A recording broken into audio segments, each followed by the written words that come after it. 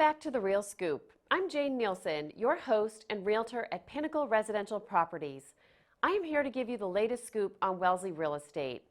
This week, I am pleased to welcome Bob Anthony of Wellesley Rotary and the Adolescent Wellness Program, and Nicole Frontero of the Interact Club of Wellesley. They are here to share some valuable information about these programs. Welcome, Bob and Nicole. First, here are the real estate numbers. For the week ending March 14th, 20 new homes came on the market and 12 sold. Of the new inventory, 4 were over $3 million, and 3 of those sales were of homes over $3 million. There are 104 homes remaining for sale. This is a big week and signifies that the spring market has indeed sprung. So Bob, can you first tell us a little bit about Adolescent Wellness? Adolescent Wellness is a nonprofit that I founded in Wellesley 10 years ago. It was in response to the contagion of suicides that we had. We lost 8 teens in a 10-year period. And was that just in Wellesley, or did that include? That was in Wellesley. Wow. Yeah. So it is evolving into depression prevention programming and promotion organization. And it's most recently collaborating with Rotary clubs around the world. So I'm fortunate to work with one of the Rotarians at Pinnacle, Vince Spoto. So I've been hearing a lot about your programs over the years and seen some of the great work that you do. And so Rotary has taken on its own role to promote a program through the high school. So can we hear a little bit about that too? I think Nicole might be the expert on that topic. It's for Interact Club of Wellesley. Yes, so there are quite a few Interact members that are from Wellesley High School, but we do have a couple members from outside of Wellesley. All high school age students? Correct, high school age students. That are peer coordinators? Yeah, so what we do is we're led by Bob and Dr. Nadja Riley. So she's a psychologist that comes from Children's Hospital, and she teaches at William James College. Yes. And so the two of them together really know their stuff when they combine forces. And what they do is at the beginning of each year, in the fall, they have a session in which they present the Break Free from Depression curriculum to us and how to teach it to our peers. So the curriculum is made of 4 modules, and that includes a documentary that Nadja was the executive producer for, and she also was the main coordinator behind all of the material. So she really knows this material in and out. And basically, they teach us how to teach this material to our peers so that at various points throughout the year, as many points as possible, we can go to our peers and in a set amount of time, be it 2 hours, 1 hour, even 4 hours, we would present this material to our peers. So what we try to do is teach kids about the preventative model of depression. So there's a biopsychosocial model, which means that there's biological, psychological, and social factors to the development of depression. Now, many people think that just biology plays into depression. They don't realize that they actually can play a hand in preventing depression in themselves and in others. So what we do is we show the documentary to kids. We have them see what depression looks like. We also sort of nix some falsehoods about depression. And then we go into talking about how we can prevent depression in ourselves and in others. So be it by being just nicer to each other, by spending more time with friends, by reducing stress, by recognizing that after something bad happens, such as an unfortunate death, we have to sort of take better care of ourselves. That's how we teach kids to prevent depression. And we also talk about how to help others who are in need, which is, I think, sort of what the initial basis of adolescent wellness was in response to those unfortunate suicides. And so that's also what we do. We teach kids how to ask for help for themselves and how to get help as well. And I think also to help, if you can identify the signs in a friend and maybe step forward. I'm curious about falsehoods about depression that still exist. What are some of the things that you would tell us about that are actually not true? So some people think that people who claim they have depression are just being dramatic. And actually a lot of the Boston area teens interviewed in the documentary say that that's the sort of what they face as well. And so people think that people end up being scared to talk about depression because they think people aren't going to believe them, which is really sad because depression is a very difficult illness to deal with. Another thing is that, where's some other ones, Bob? I'm trying to think of them all. Talking about depression just makes talking- things worse. Right, that's another. That's a falsehood that talking about it will make it worse. Correct. Okay. And worse, suicidal ideation. People are oftentimes afraid to bring it up because I'm afraid to ask you because that might prompt you to do something, and that's false. And even after a suicide, the truth is it's not good to talk about the manner in which the suicide occurred. But it actually is important to recognize that a suicide happened and is the cause of death, because otherwise there's sort of some unanswered questions. So the more we sort of suppress these things, the sort of taboo topics, the less often people are going to come out and discuss them. And so through teaching the students, what we're also trying to do is just foster conversation, because we're really trying to reduce the stigma behind depression and mental health as a whole as we continue to do this work. So I have 2 daughters who are freshmen, twins at the high school, and I know that on Step Up Day in the fall, you spent a couple hours working specifically with the freshman class. So do you have plans, so you mentioned a couple times throughout the year, is there a set time to go back, or do you are you going into the middle school as well? So we pretty much decided that the best time to reach kids is going to be in high school. Is that correct, Bob? We'd like to bring it into the middle school. We've Oh, not we had would. that invitation yet. Okay. We've offered. But adolescent wellness serves kids who are as young as middle school, is that correct? Yes, age 12 to 18 is the Interact program. Okay. So, so what we've done is we're really trying to first reach all of Wellesley High School. We've gotten to this year's freshmen. We've gotten to half of last year's sophomores, who are now juniors, and that was through guidance seminars in the high school. We're planning on seeing half of the sophomores this year, and then we have not yet reached the seniors. It's not too late. It's not too late. We just got to find some time in the schedule, and the thing is, it takes a lot of planning. So, And you seniors are busy. true, yes. But the good news is actually there's been some people around the high school who have been doing actually a mental health survey, actually, Bob. And the seniors really seem to be the people leading the charge, hopefully, and so hopefully they'll inspire the younger kids to get involved. But anyways, we also there's now a club in Brookline, an Interact club, and we also do work with Waltham Boys and Girls Clubs, as well as at St. Paul's Church in Wellesley. So when you say you're working with the church, does that mean that you and the other peers from Wellesley High are doing things through the youth group at the church? That's correct, yes. So we will go to the religious education classes, and we will teach the kids there. So really anywhere where there's a big gathering of people, we are more than happy to go work with them. And if people are interested, if groups are interested in having us, we'd be more than happy to go work with them. And then, so how many peer leaders are there at the high school this year?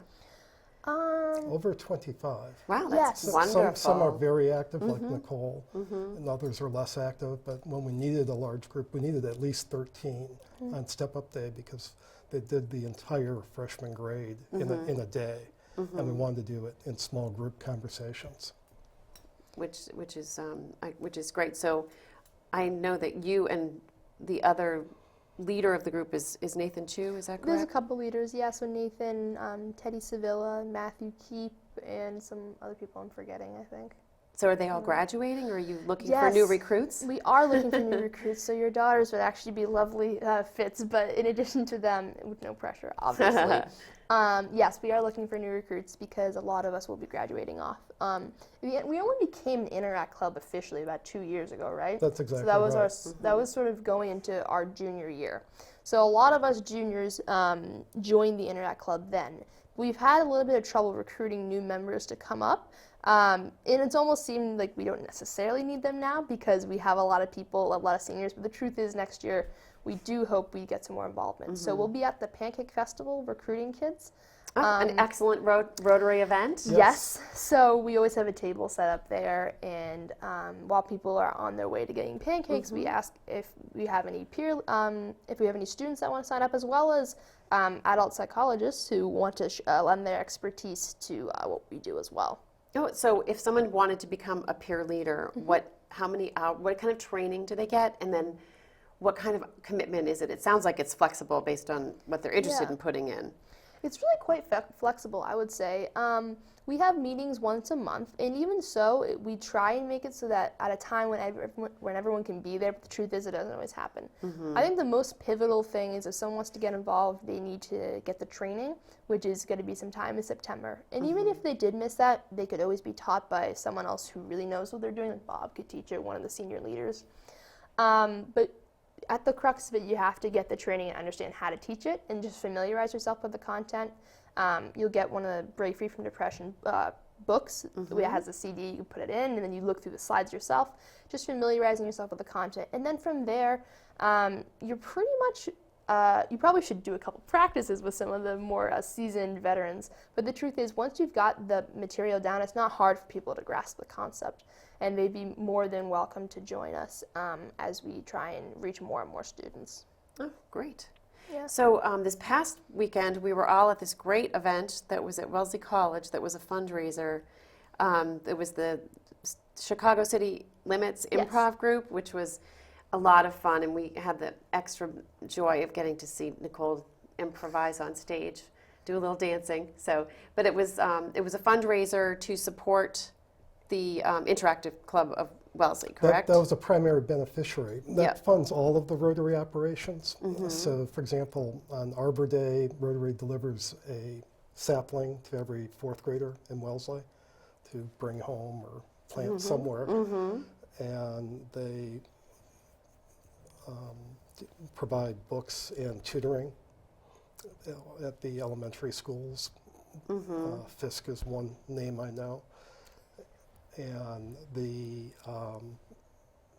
programming that Nicole's described, the Interact Club, is active here, but the Wellesley Club also brings it to another country each year.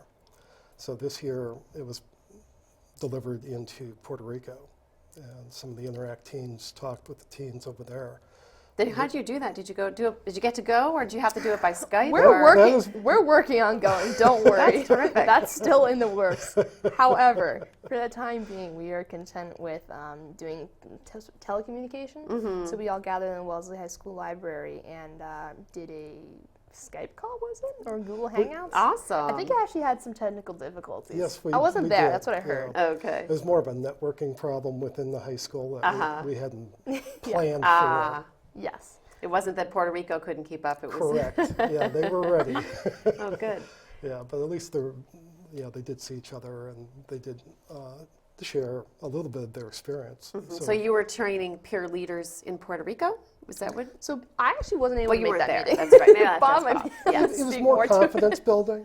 So they got their own training, but they hadn't had the experience. And there was just a couple of tentative questions. You know, what if somebody asks this? What do I Or do? what if somebody says that?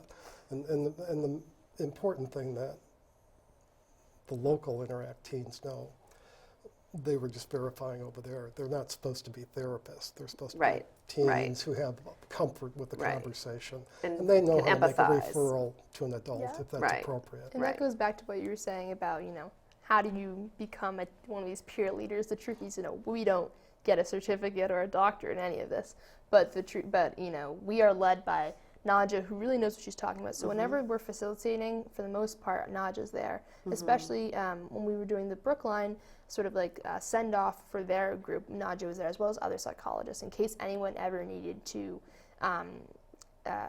talk, because sometimes people, it's really tough. If they've personally gone through that, seeing someone else go through that. So we have those resources available whenever we do that.